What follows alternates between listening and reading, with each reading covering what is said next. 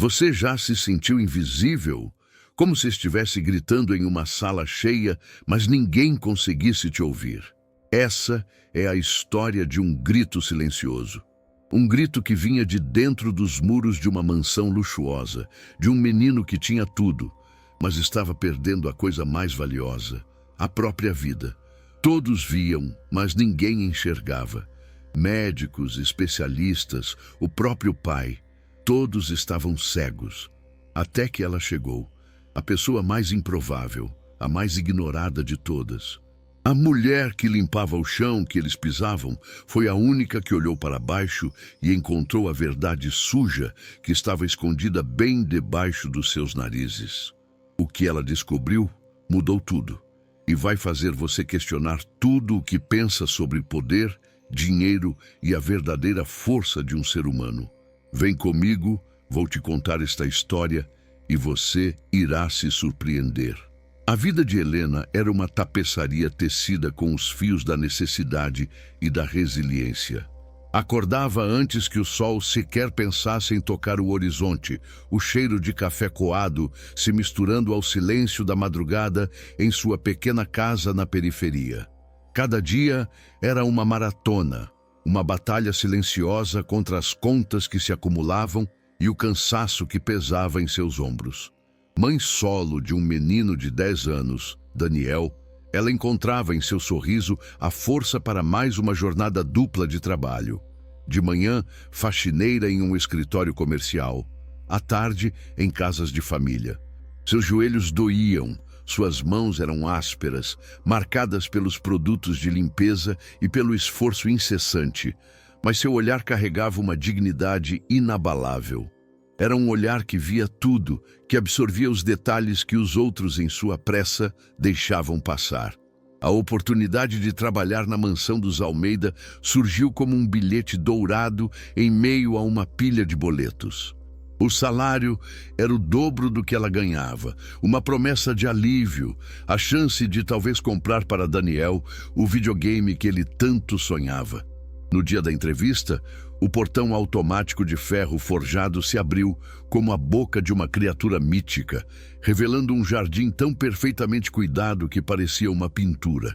A casa, uma estrutura moderna de vidro e concreto branco, erguia-se imponente, quase arrogante em sua perfeição. Helena sentiu-se pequena, uma formiga prestes a entrar em um palácio de gigantes. Foi recebida por Verônica, a segunda esposa do magnata Ricardo Almeida. Verônica era a personificação da elegância fria.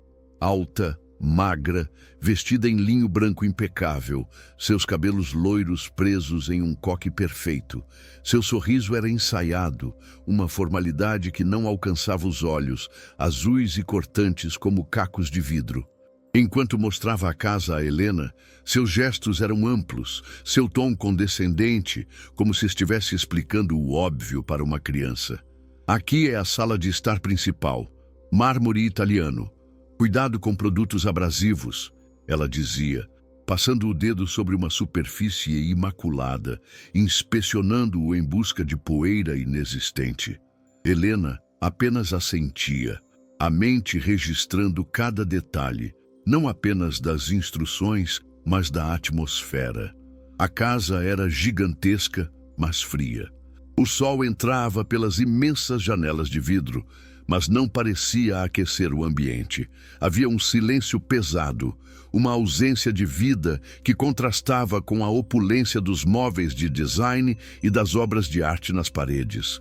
Foi então que ela o viu pela primeira vez. Leonardo, ou Léo, o filho único de Ricardo, fruto de seu primeiro casamento. O menino, que devia ter uns 17 anos, descia as escadas lentamente, segurando-se no corrimão como um homem idoso. Era assustadoramente magro, a pele pálida esticada sobre os ossos do rosto, os olhos grandes e fundos, cercados por olheiras roxas. Ele vestia um moletom largo que parecia engoli-lo, e seus passos eram arrastados, desprovidos de energia. Helena sentiu um aperto instantâneo no peito. Era um sentimento maternal, um instinto que se acendeu ao ver a fragilidade daquele garoto. Este é Léo, meu enteado, disse Verônica, o tom subitamente adocicado, quase performático. Ele não está se sentindo muito bem ultimamente, coitadinho. Estamos fazendo de tudo por ele. Ela se aproximou do menino e afagou seu cabelo com um gesto que pretendia ser carinhoso, mas que pareceu possessivo. Léo encolheu-se sutilmente ao toque, um movimento quase imperceptível que Helena, com seu olhar treinado para detalhes, captou imediatamente. Ele não disse uma palavra, apenas lançou um olhar vazio na direção de Helena e continuou seu caminho lento até o sofá, onde se sentou e ficou olhando para a TV desligada. Helena foi contratada. Seus dias na mansão começaram a seguir uma rotina previsível. Limpava cômodos que pareciam nunca ser usados, lustrava objetos de arte que pareciam nunca ser admirados e sentia o peso daquele silêncio opressor. Ricardo, o pai, era uma figura quase fantasmagórica. Um homem poderoso, cuja presença era sentida nos jornais e nas conversas de Verônica ao telefone, mas que raramente estava em casa. Viajava constantemente a negócios, deixando a gestão da casa e do cuidado de Léo para a esposa.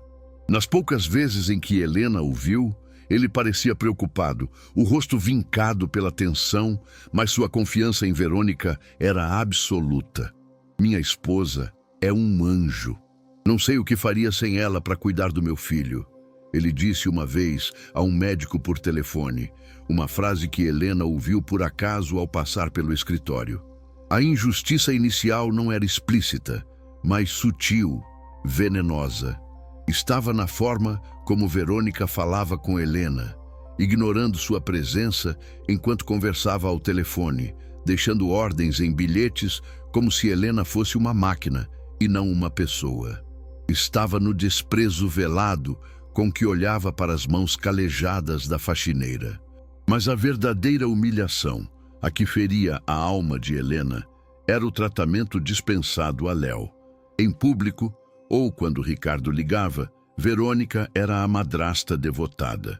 "Vamos, meu amor, você precisa comer só um pouquinho", ela dizia com voz melosa, empurrando uma colher de sopa na direção do rapaz, que se recusava com um movimento fraco da cabeça. Mas quando achava que ninguém estava vendo, a máscara caía. Certa tarde, Helena estava limpando o corredor do andar de cima e ouviu a voz de Verônica vindo do quarto de Léo. A porta estava entreaberta. "Pare de ser tão dramático, Leonardo. Você acha que eu gosto de passar meus dias cuidando de um doente? Seu pai me deixou essa responsabilidade, então engula essa comida e pare de me dar trabalho." A voz não era doce, era fria, dura, cheia de ressentimento. Helena congelou atrás da parede, o coração batendo forte. A injustiça tinha um nome, um rosto, e morava naquela casa fria. E a vítima não era apenas o menino doente, mas também a verdade, sufocada sob camadas de luxo e mentiras. As semanas se transformaram em meses, e a mansão dos Almeida tornou-se para Helena um palco de observação angustiante. A cada dia, Léo parecia encolher um pouco mais. A luz em seus olhos, já fraca, diminuía até se tornar um ponto opaco de resignação. Ele mal saía do quarto, e quando o fazia, movia-se como uma sombra, um fantasma em sua própria casa. A magreza, antes alarmante, agora era esquelética. Suas bochechas eram fundas, suas clavículas saltavam sob a gola da camisa, e seus braços finos pareciam incapazes de levantar o peso de um copo d'água. Helena via a comida voltando intacta da cozinha. Pratos gourmet, preparados pela cozinheira particular da casa, sob as ordens estritas de Verônica, eram deixados de lado. Sopas nutritivas, sucos vitaminados, tudo era recusado por Léo com uma apatia que cortava o coração. A tensão na casa era palpável, um fio esticado prestes a arrebentar. Verônica orquestrava um espetáculo de preocupação para o mundo exterior. Médicos entravam e saíam da mansão, homens de semblante sério com suas maletas de couro. Helena os ouvia conversando em voz baixa no hall de entrada. Não encontramos nada nos exames de sangue, dizia um. Nenhuma condição médica aparente. Pode ser um distúrbio alimentar severo, talvez depressão profunda, sugeria outro. Verônica, sempre presente, balançava a cabeça, os olhos marejados de lágrimas de crocodilo. Eu não sei mais o que fazer. Ela suspirava, a mão no peito, em um gesto teatral. Eu preparo suas comidas preferidas, tento animá-lo, mas ele simplesmente desiste. Para Helena, que via os bastidores daquele teatro, a performance de Verônica era nauseante. Ela se lembrava da voz gélida que ouviu no corredor, do desprezo nos olhos da patroa quando pensava que ninguém estava olhando. O público, formado pelos médicos e pelo ausente Ricardo, sentia pena da pobre Verônica, a madrasta que lutava bravamente para salvar seu enteado. Mas Helena sentia raiva. Uma raiva impotente que fervia sob sua pele enquanto ela esfregava o chão de mármore. Ela via a verdade, mas sua voz era a de uma simples faxineira. Quem acreditaria nela? Quem ousaria questionar a esposa dedicada do milionário? As consequências da injustiça se manifestavam cruelmente no corpo e na alma de Léo. Ele estava se tornando um prisioneiro em seu próprio quarto. Helena, ao limpar o cômodo, sentia a atmosfera de desespero. As cortinas estavam sempre fechadas, mergulhando o quarto em uma penumbra perpétua. Livros jaziam empilhados, intocados. Um violão acumulava poeira em um canto. Eram relíquias de uma vida que tinha sido abandonada.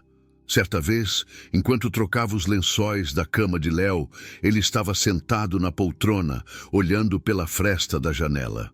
Seus lábios se moveram e um sussurro quase inaudível chegou aos ouvidos de Helena. Sol. Era um pedido, uma súplica. Instintivamente, Helena caminhou até a janela e abriu as cortinas. A luz do sol inundou o quarto, revelando as partículas de poeira dançando no ar. Por um segundo, Helena viu um lampejo de algo no rosto de Léo. Uma memória, talvez, uma saudade. Nesse exato momento, Verônica entrou no quarto como um furacão. "O que você pensa que está fazendo?" Ela sibilou para Helena, a voz baixa e ameaçadora. "Os médicos disseram que a luz forte o incomoda. Feche isso agora." Antes que Helena pudesse reagir, Verônica marchou até a janela e puxou as cortinas com violência, mergulhando o quarto de volta na escuridão. Ela então se virou para Helena, os olhos fuzilando-a. "Você está aqui para limpar, não para bancar a enfermeira, entendeu? Mais um erro como este e você está na rua." A ameaça pairou no ar, fria e afiada. Helena baixou a cabeça, murmurou um pedido de desculpas e saiu do quarto, o coração martelando contra as costelas. A raiva se misturava ao medo. Ela não tinha medo apenas de perder o emprego, sua única fonte de sustento digno, mas medo pelo menino. Verônica não estava protegendo Léo da luz. Estava protegendo a escuridão que ela mesma criara ao redor dele. A empatia de Helena por Léo crescia a cada gesto de crueldade que ela testemunhava. Ela começou a deixar pequenos sinais de sua presença, de seu cuidado silencioso. Um dia, ao limpar o banheiro do quarto dele, ela arrumou os poucos frascos na prateleira e discretamente colocou ao lado uma minúscula flor que havia pegado do jardim, uma pequena margarida amarela. No dia seguinte, ao voltar, a flor não estava no lixo. Estava dentro de um copo com água ao lado da cama dele. Foi um sinal. Um pequeno fio de comunicação se estabeleceu naquele silêncio opressor. Helena sabia que ele havia. Sabia que ele entendia que naquela casa fria havia alguém que se importava de verdade. A situação atingiu um novo pico de tensão quando Ricardo voltou de uma longa viagem pela Ásia. Ele ficou chocado ao ver o estado do filho. Léo estava visivelmente mais magro, mais fraco. A raiva e a preocupação deformaram o rosto do magnata. "Verônica, o que está acontecendo? Ele está pior!" ele exclamou, a voz ecoando pelo imenso hall.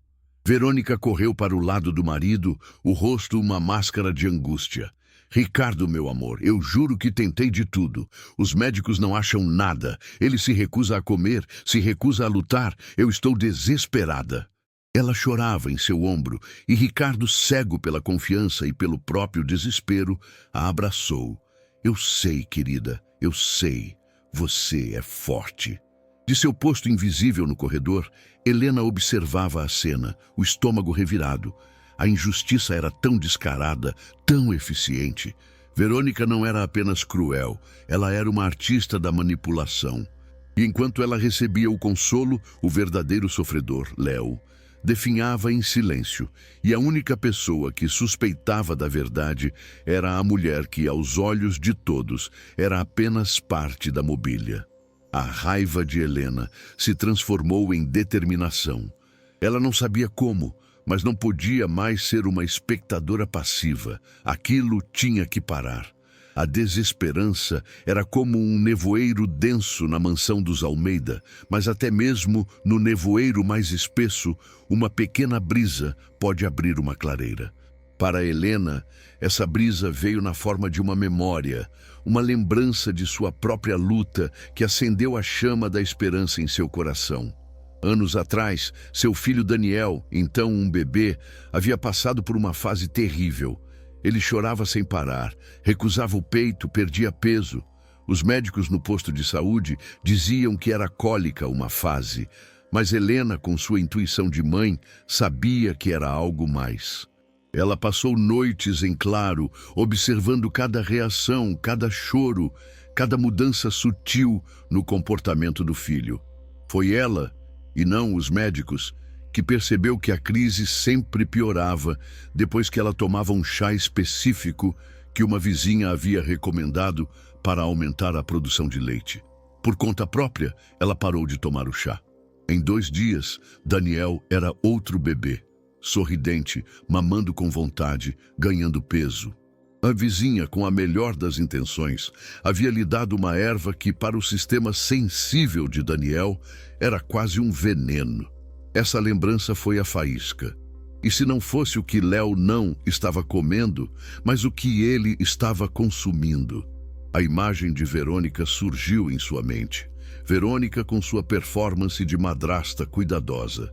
Verônica insistindo, com aquela voz adocicada, para que Léo tomasse seus suplementos, especialmente um chá.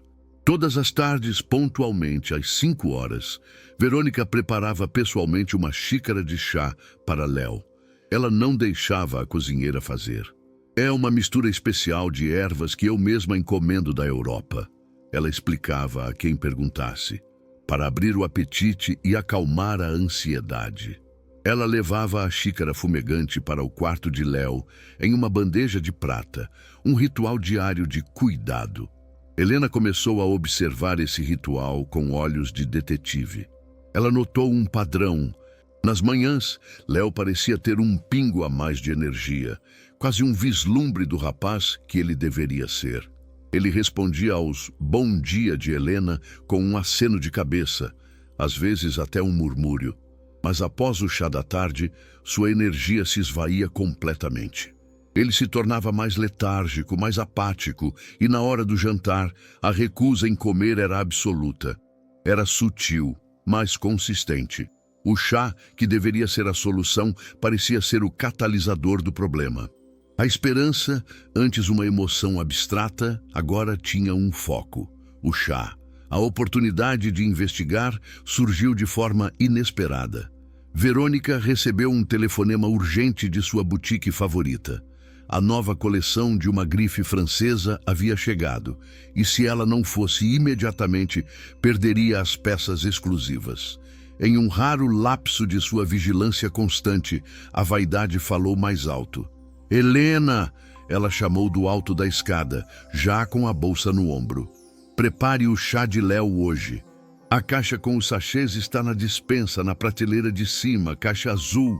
Use apenas um sachê e não se atreva a mexer em mais nada. E saiu, deixando para trás o som dos saltos altos no mármore e o perfume caro pairando no ar. O coração de Helena disparou. Era a sua chance. Com as mãos trêmulas, ela foi até a despensa. Era um cômodo impecavelmente organizado, com prateleiras que iam do chão ao teto, repletas de produtos importados. Na prateleira mais alta, quase escondida atrás de latas de biscoitos dinamarqueses, estava a caixa azul. Não tinha marca, nem rótulo, apenas uma caixa de um azul profundo e elegante. Helena a pegou. Hesitou por um instante. O aviso de Verônica ecoou em sua mente. Perder aquele emprego seria catastrófico, mas a imagem de Léo, fraco e sem vida, sobrepôs-se ao medo. Ela abriu a caixa. Dentro havia vários sachês de seda, cheios de uma mistura de folhas secas e pequenas flores. O aroma era suave, herbal. Helena pegou 2 sachês em vez de um. Com um, ela preparou o chá para Léo, seguindo as instruções não ditas. Ferveu a água, colocou o sachê na xícara de porcelana cara e esperou. O líquido adquiriu uma cor âmbar clara. O outro sachê, ela o escondeu cuidadosamente no bolso de seu avental. Era um risco imenso. Se Verônica desse falta, estaria perdida. Mas era um risco que ela precisava correr. Ela levou a bandeja para o quarto de Léo. Bateu suavemente na porta. Léo? Sou eu, Helena. Trouxe seu chá. Silêncio. Ela entrou. Ele estava na poltrona, como sempre, olhando para o nada. Seus olhos se moveram em direção a ela, e pela primeira vez ela viu uma faísca de curiosidade. Verônica nunca a deixava fazer aquilo. Helena colocou a bandeja na mesinha ao lado dele. Sua madrasta teve que sair. Ela pediu que eu preparasse. O menino olhou para a xícara, depois para Helena. Havia uma desconfiança em seu olhar, mas também algo mais. Uma pergunta silenciosa. Helena encontrou seu olhar e, com a maior sutileza que conseguiu, deu um minúsculo, quase imperceptível, aceno negativo com a cabeça. Foi um gesto instintivo, um aviso que brotou de sua alma. Léo entendeu. Ele continuou olhando para a xícara, depois pegou-a com as mãos trêmulas, mas em vez de beber, ele apenas a segurou, aquecendo as mãos. Ele não bebeu. Ele olhou de volta para Helena e em seus olhos fundos, pela primeira vez em meses, ela viu uma aliança. Um pacto silencioso foi selado naquele quarto escuro. Ele não estava mais sozinho em sua prisão. Ele tinha uma cúmplice e Helena não era mais apenas a faxineira. Ela era a esperança, a única esperança. Com o sachê de chá seguro em seu bolso, pesando como uma bomba relógio, Helena saiu do quarto com uma nova determinação. Ela tinha um talento oculto, afinal. Não era limpar ou polir, era enxergar.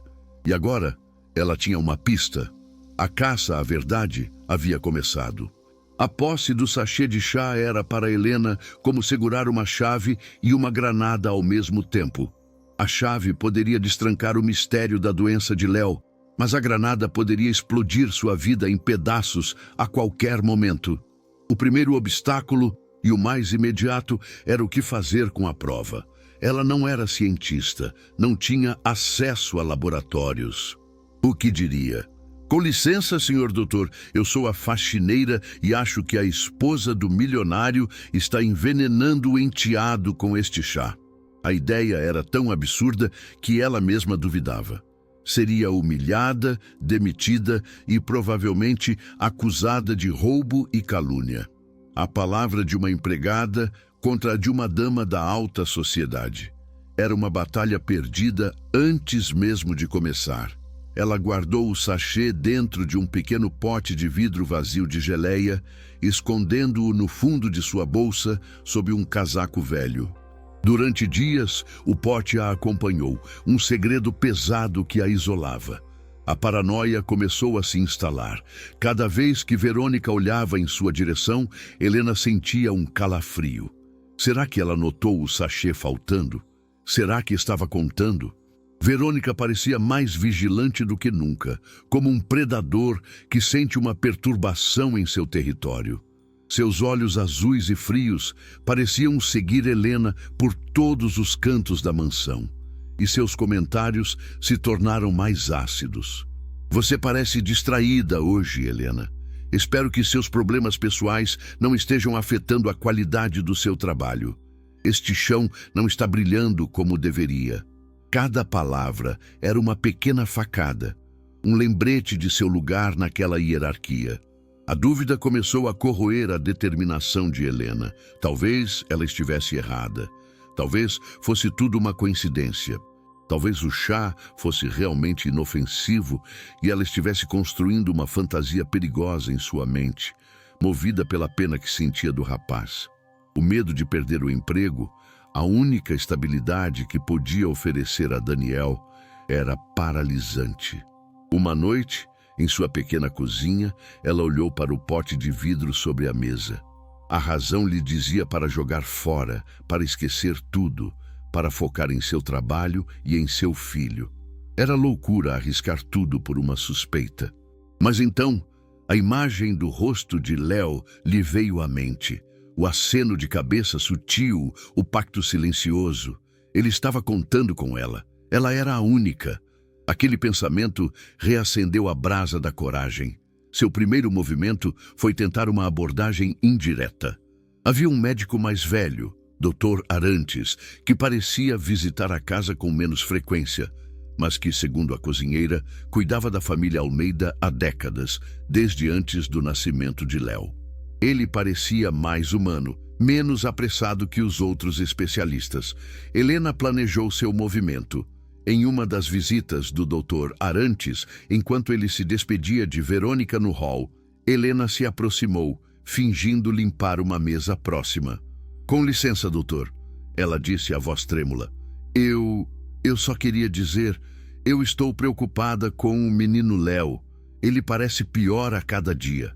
Verônica se virou para ela, o rosto uma carranca de fúria contida. "Doutor..." Arantes olhou para Helena, surpreso, e depois para Verônica, que rapidamente interveio. "Helena, já conversamos sobre isso. Não se meta onde não é chamada." Ela se virou para o médico com um sorriso indulgente. "Ela é nova, muito impressionável. Tem um coração bom, mas se preocupa demais." Dr. Arantes, um homem acostumado a não criar conflitos com seus clientes ricos, apenas deu um sorriso polido a Helena. "Agradeço sua preocupação, minha senhora, mas estamos fazendo tudo o que é possível.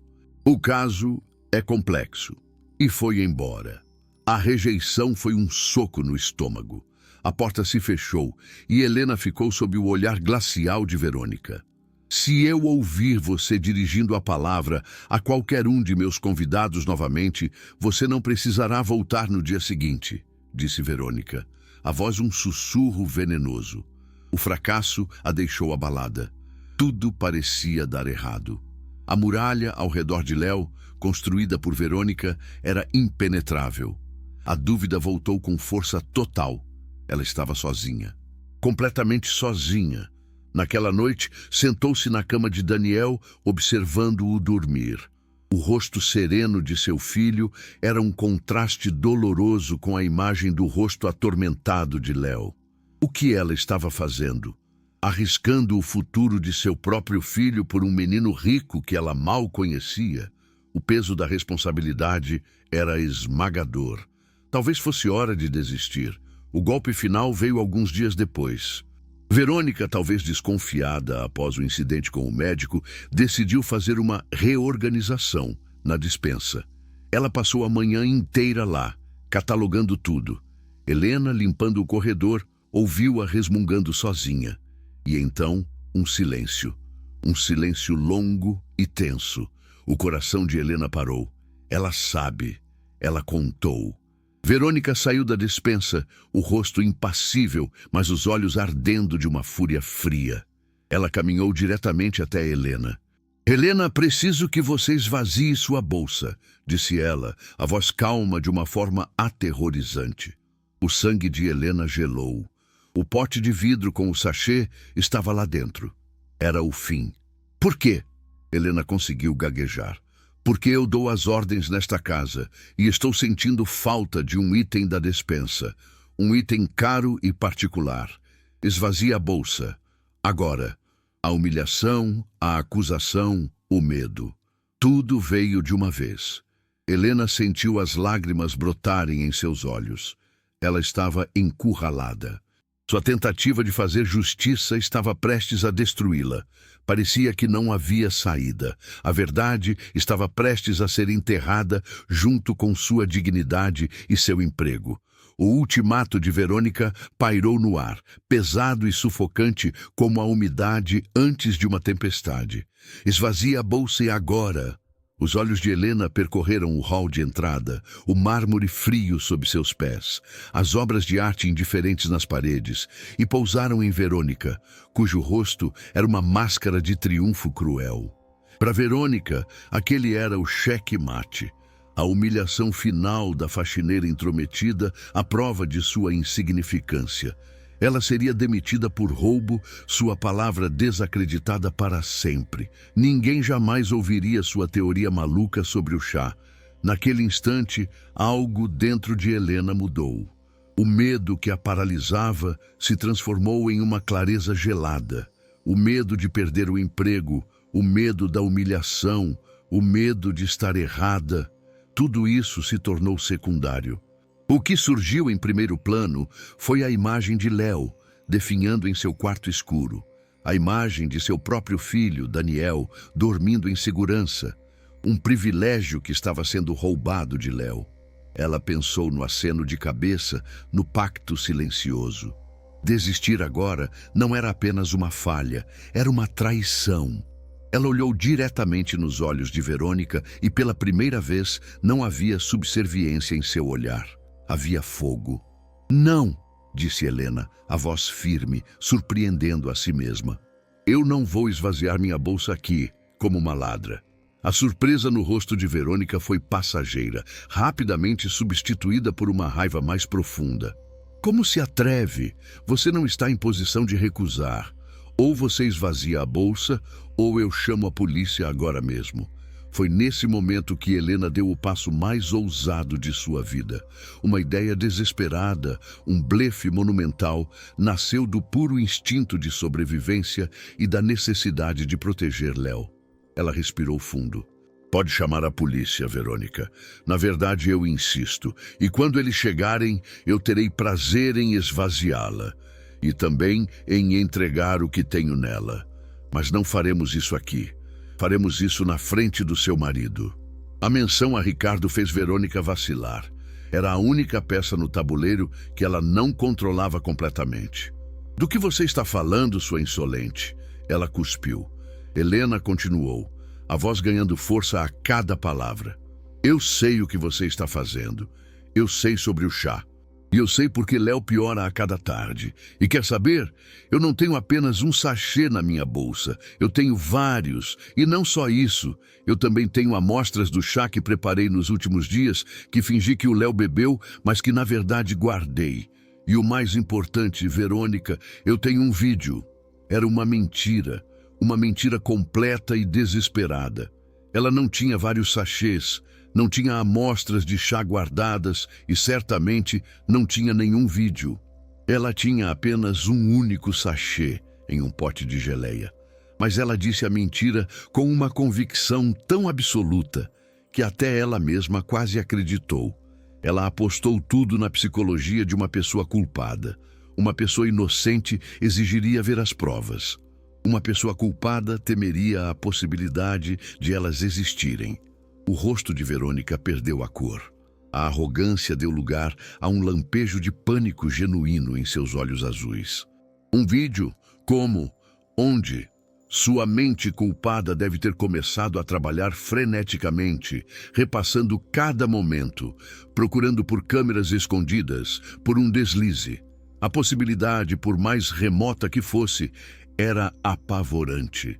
Você está blefando, disse Verônica, mas sua voz não tinha a mesma certeza de antes. Estou, respondeu Helena, mantendo o olhar fixo. Existe uma maneira muito fácil de descobrir. Ligue para o Ricardo, peça para ele voltar para casa imediatamente. Diga que sua faxineira tem algo muito importante para mostrar a ele. Algo sobre a saúde do filho dele. E então chamamos a polícia e veremos quem está dizendo a verdade. Eu arrisco meu emprego e minha liberdade. E você... O que você arrisca, Verônica? Tudo. Cada palavra era uma martelada no castelo de cartas que Verônica havia construído. Helena estava de pé, contra tudo e contra todos, desafiando a mulher que detinha todo o poder. Não era mais a faxineira invisível. Era uma adversária. Ela estava usando a única arma que tinha, a verdade, mesmo que adornada com um blefe ousado. Ela não estava apenas se defendendo, estava atacando, estava lutando não apenas por si mesma, mas por Léo, pelo direito dele de viver. O silêncio que se seguiu foi o mais longo da vida de Helena. As duas mulheres se encararam no meio do hall luxuoso, uma batalha de vontades sendo travada no silêncio. Verônica, a rainha em seu castelo, e Helena, o peão que havia atravessado o tabuleiro e estava prestes a se tornar uma rainha. O pânico nos olhos de Verônica se aprofundou. Ela sabia que se Ricardo fosse envolvido, se a polícia fosse chamada, o escrutínio sobre ela seria intenso. Mesmo que Helena não tivesse nada, a semente da dúvida seria plantada na mente de Ricardo. E essa semente poderia destruir seu mundo perfeito. Verônica recuou um passo. Um pequeno passo, mas que para Helena pareceu uma vitória monumental. A superação não foi física, mas interna. Foi a decisão de parar de ter medo, de reivindicar sua voz, mesmo que isso significasse gritar sozinha no escuro. Ela olhou para a mulher à sua frente e soube, com uma certeza que lhe arrepiava a espinha, que o jogo havia mudado. A granada em sua bolsa ainda não havia sido desarmada, mas ela havia tirado o pino e agora era ela quem a controlava. A questão não era mais se a verdade viria à tona, mas quando. O blefe de Helena pendia no ar como uma sentença. Verônica, pálida e visivelmente abalada, não chamou a polícia, não gritou. Em vez disso, ela fez algo que revelou seu medo mais profundo. Ela tentou negociar. "Quanto você quer?" Ela sibilou, a voz baixa e urgente, olhando para os lados como se as paredes tivessem ouvidos. "Para esquecer essa história ridícula, para sumir, eu te dou o que você quiser." A oferta foi a confissão que Helena precisava. A máscara havia rachado completamente. Não era mais uma questão de suspeita, era uma certeza.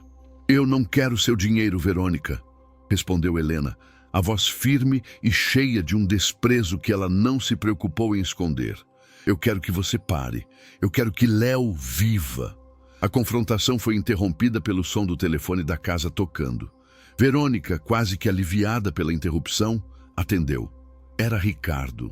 Ele estava no aeroporto, havia adiantado seu voo de volta e chegaria em casa em menos de 1 hora.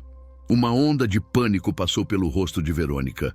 O tempo estava se esgotando. Ela precisava neutralizar Helena antes que o marido chegasse. Mas Helena também sabia que o tempo estava correndo.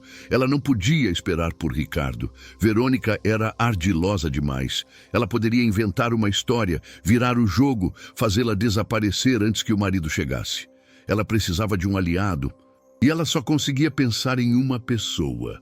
O Dr. Arantes, o médico mais velho, aquele que a dispensara tão polidamente. Talvez ele não tivesse lhe dado ouvidos por profissionalismo, mas ela se agarrou à esperança de que, por trás da fachada, houvesse um homem com uma consciência.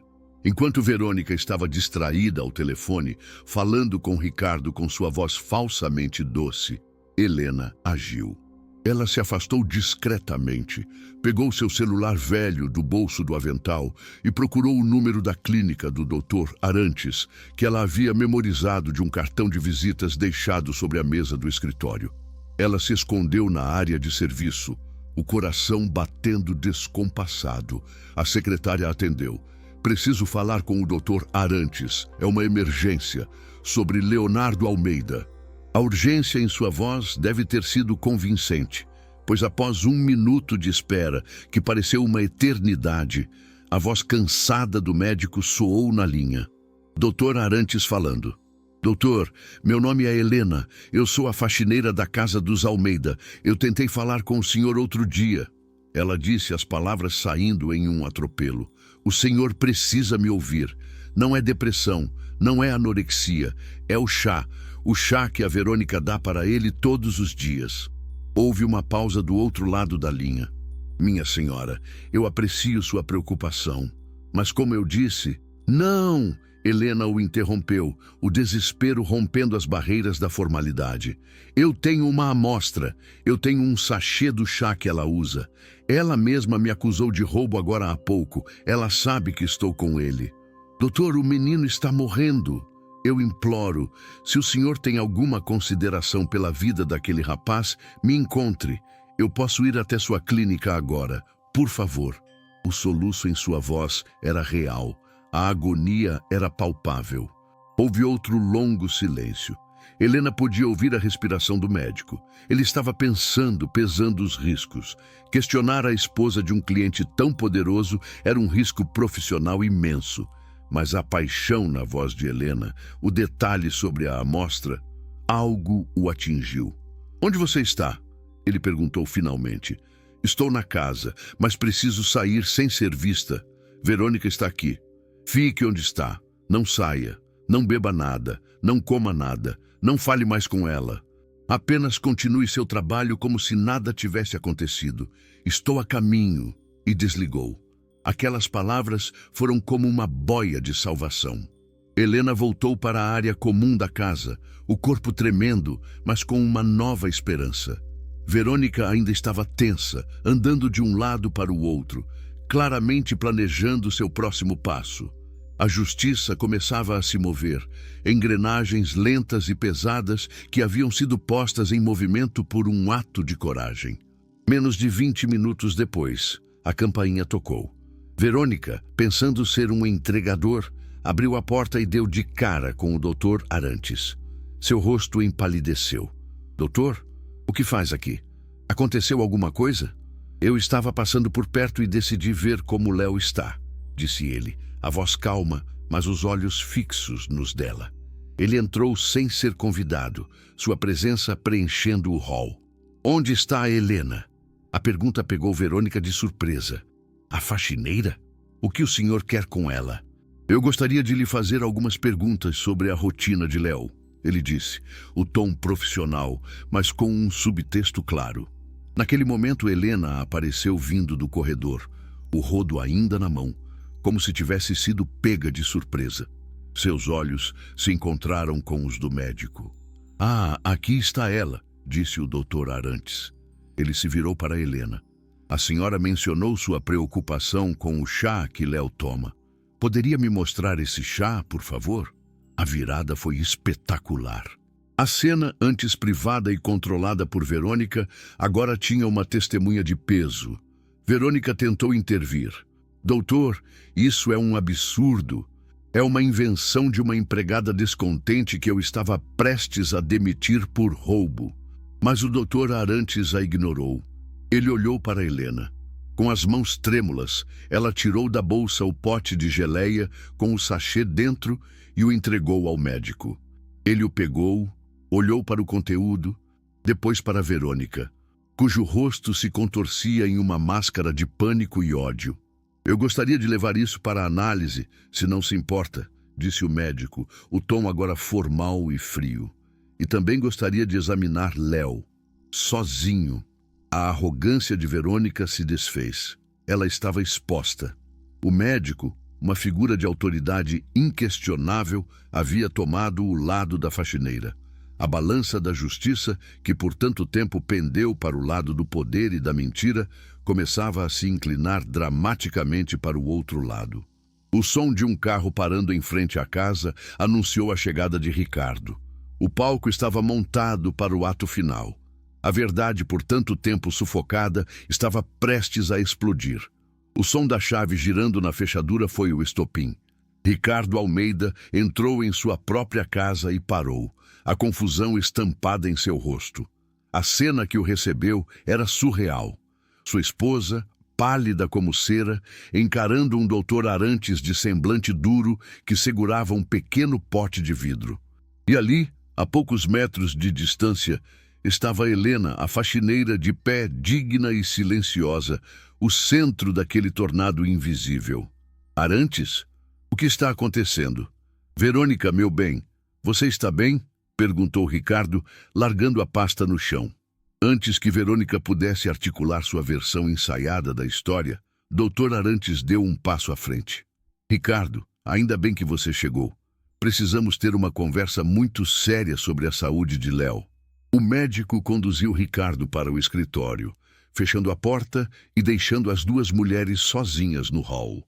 Verônica fuzilou Helena com um olhar que prometia vingança, mas não havia mais força em sua ameaça. Havia apenas desespero. O poder havia mudado de mãos. Dentro do escritório, a conversa foi curta e brutal. Doutor Arantes, com a seriedade de décadas de profissão, explicou a suspeita levantada por Helena, a consistência dos sintomas de Léo com o ritual do chá e o comportamento errático de Verônica. Ele mostrou o sachê. Eu não sei o que é isso, Ricardo, mas a reação de sua esposa ao me ver aqui e o fato de que esta mulher, ele disse apontando para a porta, arriscou tudo para trazer isso à luz, me diz que precisamos investigar imediatamente e precisamos tirar Léo daqui. Para Ricardo, foi como se o chão se abrisse sob seus pés. A negação inicial, a recusa em acreditar que a mulher em quem ele confiava cegamente pudesse ser um monstro, lutou contra a evidência esmagadora de meses de declínio inexplicável de seu filho. A imagem de Léo, fraco e esquelético, colidiu com a imagem de Verônica, a esposa devotada, e a confiança se estilhaçou. A raiva, fria e profunda, começou a tomar o lugar do choque. Ele abriu a porta do escritório.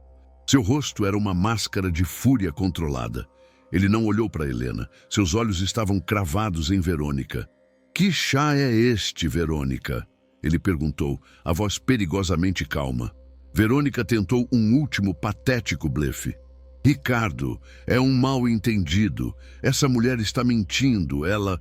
Que chá é este? Ele rugiu, a voz ecoando pela casa silenciosa, fazendo Verônica encolher-se. Naquele momento, do alto da escada, uma figura frágil apareceu. Era Léo.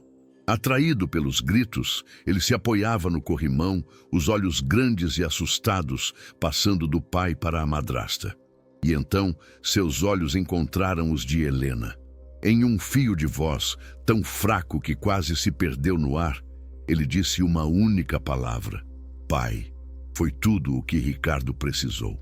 Ver a fragilidade de seu filho, o medo em seus olhos e conectar aquilo à mulher que deveria protegê-lo, foi a confirmação final. O triunfo de Helena não foi barulhento. Foi um momento de silêncio e validação. Enquanto Ricardo confrontava Verônica, expulsando-a da casa com uma fúria gelada, exigindo que ela pegasse suas coisas e sumisse de suas vidas para sempre, Helena subiu as escadas. Ela se aproximou de Léo, que tremia, sobrecarregado pela emoção. Ela não disse nada, apenas colocou uma mão em seu ombro ossudo, um gesto simples de amparo. E pela primeira vez em muito, muito tempo, Léo chorou. Não eram lágrimas de dor ou desespero, mas de alívio. A barragem havia se rompido. A redenção veio em seguida. Dr. Arantes levou Léo imediatamente para o hospital. As análises do chá confirmaram as piores suspeitas. Continha uma combinação de extratos de plantas exóticas e um medicamento não prescrito, um supressor de apetite potente usado em casos extremos de obesidade, que em um adolescente magro estava sistematicamente desligando seu corpo. O plano de Verônica era diabólico em sua simplicidade. Fazer Léo definhar lentamente até que uma doença misteriosa o levasse, deixando o caminho livre para ela herdar a fortuna dos Almeida, talvez com um futuro filho dela. Dias depois, com Léo seguro no hospital e iniciando sua lenta recuperação, Ricardo chamou Helena ao escritório. Ele parecia anos mais velho, o peso da culpa e da dor em seus ombros. Não havia mais arrogância em sua postura, apenas uma humildade profunda e dolorosa. Helena, ele começou, a voz embargada. Não existem palavras, não há dinheiro no mundo que possa pagar o que você fez. Você salvou a vida do meu filho. Ele lhe ofereceu uma quantia em dinheiro que mudaria sua vida para sempre, o suficiente para comprar uma casa, garantir a educação de Daniel, para nunca mais ter que se preocupar com contas. Mas o que mais tocou Helena foi o que ele disse em seguida. Mas mais do que dinheiro, eu quero lhe oferecer minha gratidão eterna e um pedido. Por favor, não nos deixe. Léo vai precisar de pessoas de verdade ao lado dele quando voltar. Pessoas como você. O verdadeiro triunfo não foi a recompensa financeira, embora ela fosse imensamente bem-vinda. Foi o reconhecimento. Foi ver Léo, semanas depois, recebê-la no hospital com um sorriso fraco, mas genuíno. Foi saber que sua voz, a voz da faxineira invisível, tinha sido forte o suficiente para derrubar muralhas de mentiras e salvar uma vida. Foi a surpresa no rosto de seu filho Daniel, quando ela lhe contou que eles teriam uma casa nova e que sim, ele poderia ter o videogame que quisesse. Naquela noite, em sua pequena casa, que em breve seria apenas uma memória, Helena chorou. Mas como Léo, eram lágrimas de alívio.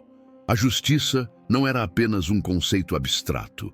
Às vezes, ela tinha o rosto do cansaço, das mãos ásperas e de um coração que se recusava a ser invisível. Os meses que se seguiram foram uma transição suave da escuridão para a luz. A mansão dos Almeida, antes um mausoléu frio e silencioso, começou a respirar novamente.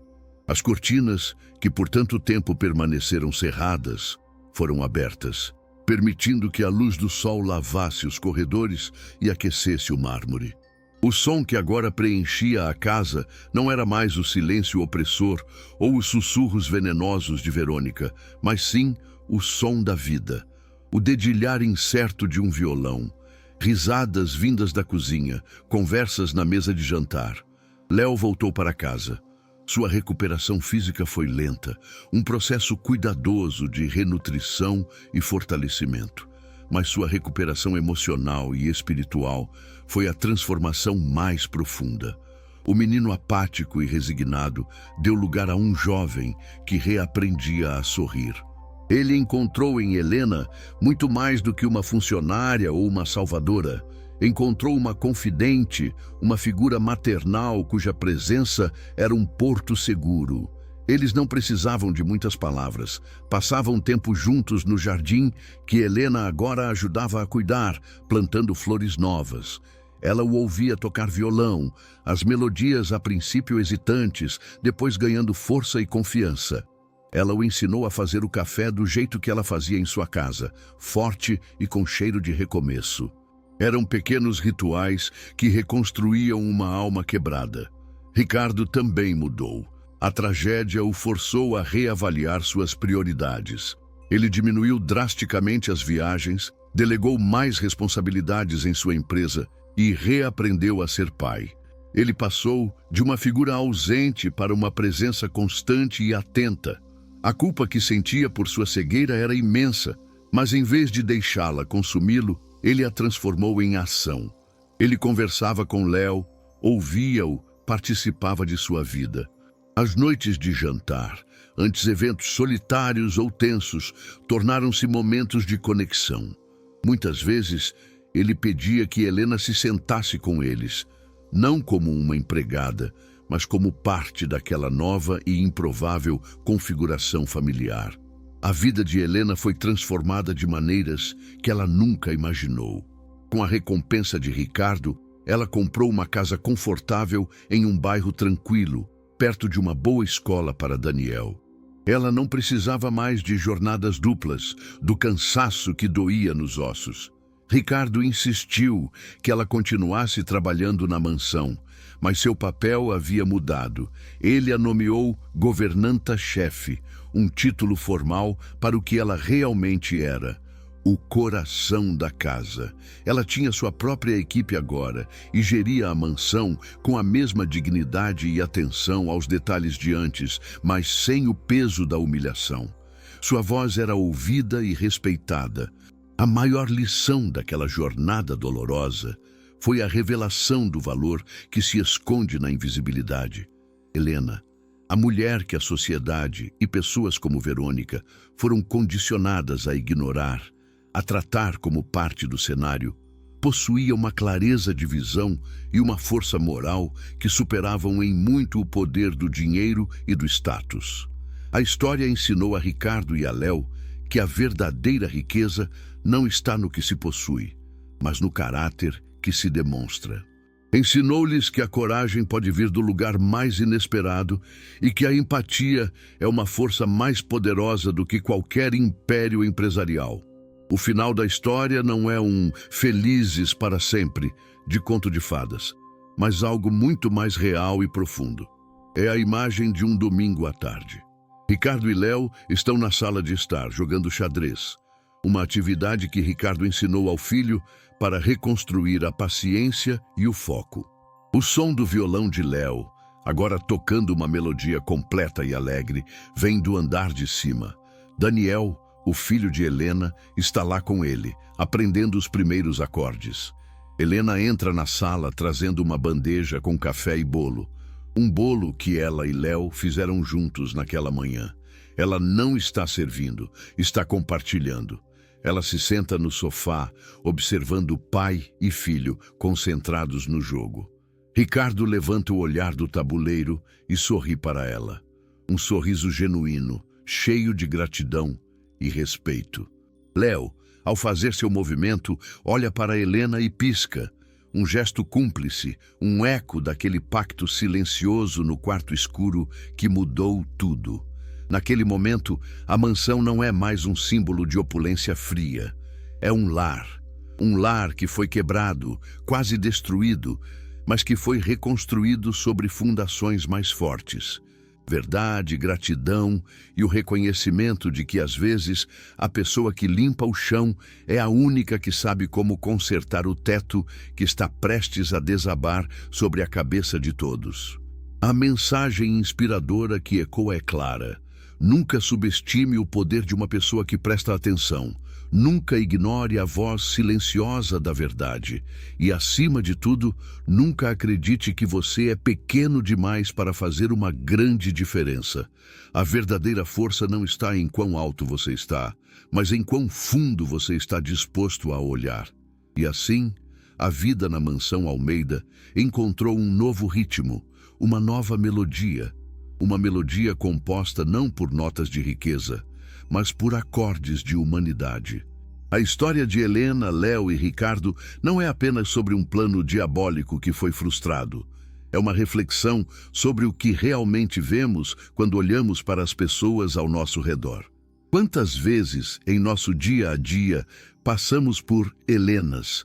Pessoas que nos servem um café, que limpam nossos escritórios, que mantêm o mundo girando em silêncio, enquanto nós estamos ocupados demais em nossas próprias vidas para notar a sabedoria em seus olhos ou a dignidade em suas mãos calejadas. Essa história nos convida a fazer uma pausa, a olhar além dos uniformes, dos cargos, das aparências, a ouvir com mais atenção, não apenas as palavras que são ditas, mas os silêncios que gritam. Quantos Léos existem por aí, sofrendo em silêncio, aprisionados não por paredes de concreto, mas por gaiolas de solidão, incompreensão ou abuso velado, bem debaixo de nossos narizes.